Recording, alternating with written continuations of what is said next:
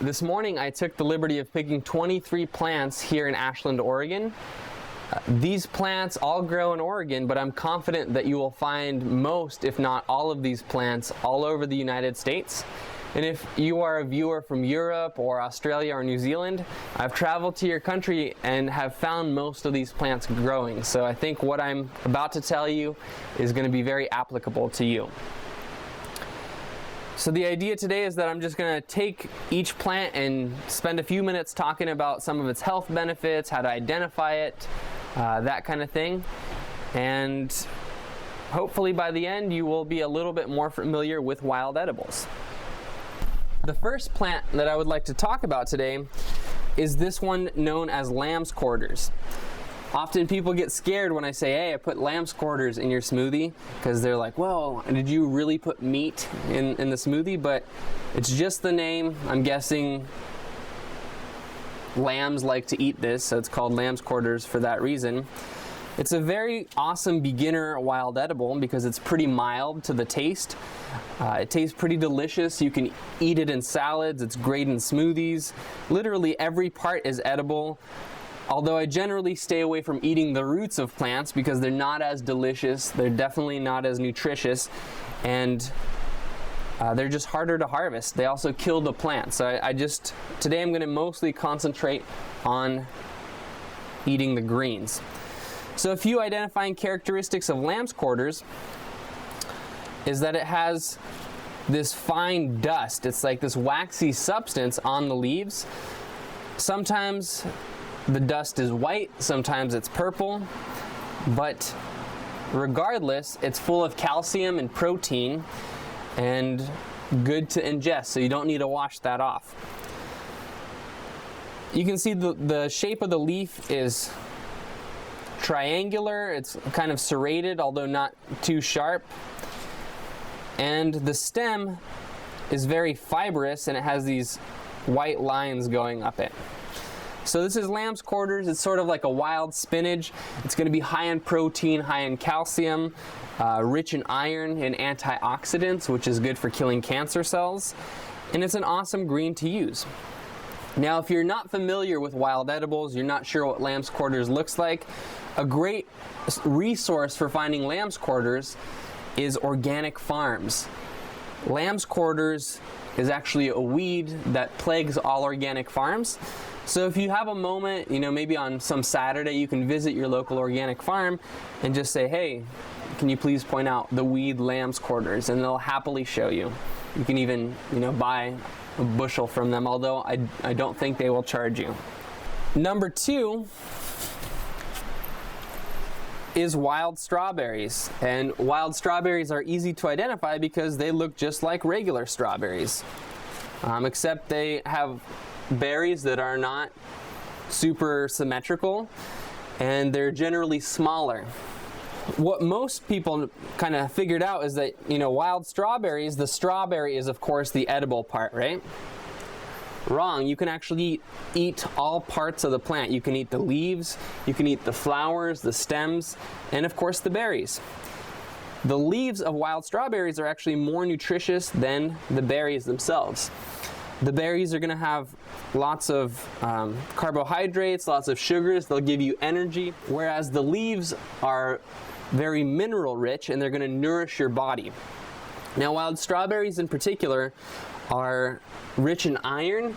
They're especially good for women who are pregnant or wanting to be pregnant because they soothe female organs and just do miracles for that. Wild strawberries, as well as household strawberries, also tighten the gums and prevent loose teeth. And they have high vitamin A and C, which is good for the skin. So whenever you're making a smoothie, maybe throw a couple wild strawberry leaves in. Or if you get strawberries that are organic from the store, make sure that you blend the green part with the berry. Okay, next we have miner's lettuce, and this is probably a staple wild edible in my diet during the spring months. It's readily available, very easy to identify, and very delicious. Miner's lettuce has a very unique structure. It's got this well-defined stem that goes right through the center of the leaf. It continues growing, and then it'll develop flowers and fruits. Of course, fruits, it's not going to be like a grape or a banana. It's just going to be like little berries of the miner's lettuce. So just so we're clear on that. So there's this stem that goes straight through the leaves, and it's very juicy, very high in water, so it can actually hydrate your body. It has a pretty plain taste. It was a great plant throughout history. People would just eat it as a salad green. Miner's lettuce is most famous for preventing scurvy because 1 cup of miner's lettuce has a ton of vitamin C in it.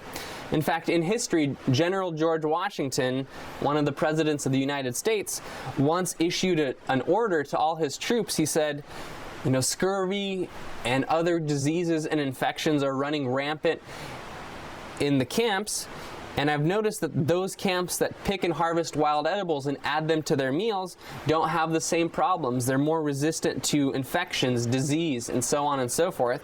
So he actually ordered the commanding officer of every troop to go out every morning or twice a week, 3 times a week, and ration them out to all the troops. So miner's lettuce is high in vitamin C. It's good for the heart, and also in vitamin A, which is good for our eyes and our skin. You can see that it also has a unique growing structure in that the plant has 1 root, and then all the different stems spread out from that root, growing tall, sometimes sprawling along the ground. And it doesn't matter if you find one with a big leaf or a small leaf, because you know the structure is the same. The stem goes directly through a circular disc-like leaf.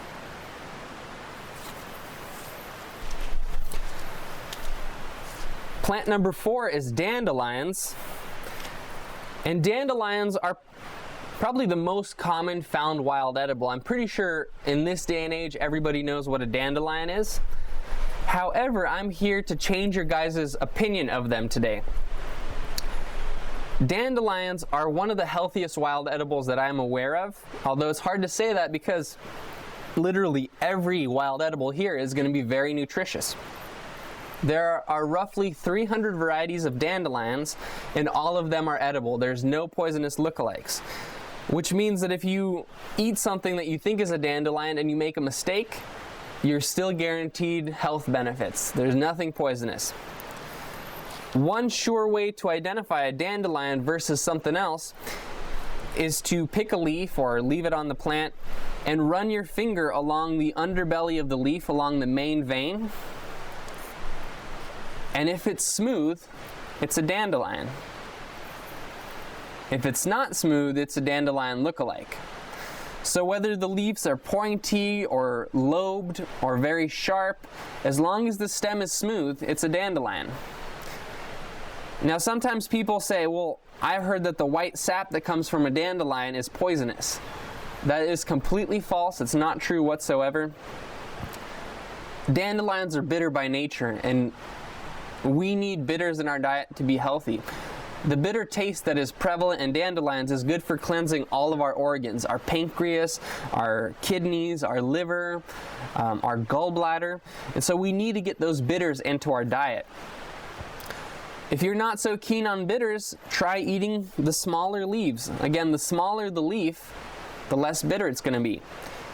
Another good way to trick your body into liking dandelions is to blend bitter tastes with some kind of oil or fat.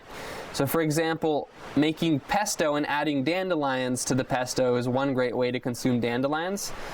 Another excellent way is to consume dandelions in a green smoothie because the fruits will cut the taste of the bitter. And also, don't forget to eat dandelion flowers. They're very sweet, they're very delicious. They have the same benefits as dandelions, although they're much more palatable. And you can just pluck the flower and eat it straight off like that. This next plant is a newly discovered plant to me. It's called wild sweet peas or wild peas. And it was, I became aware of it when my friend and fellow wild edible enthusiast John Kalis had us eating it. And it basically is just a wild pea. Ironically, this wild pea The pods that will develop on it taste horrible. They're very hard, they're bitter, and I generally don't eat them. Same with the majority of the plant. It's pretty firm. It's not that pleasant to eat. However, the very tip is super tender and super delicious, and you just pluck it off, stick it in your mouth. It's delicious as a trailside nibble. You can throw it in wraps, salads, smoothies, that kind of thing. So basically, any part that's tender is fair game.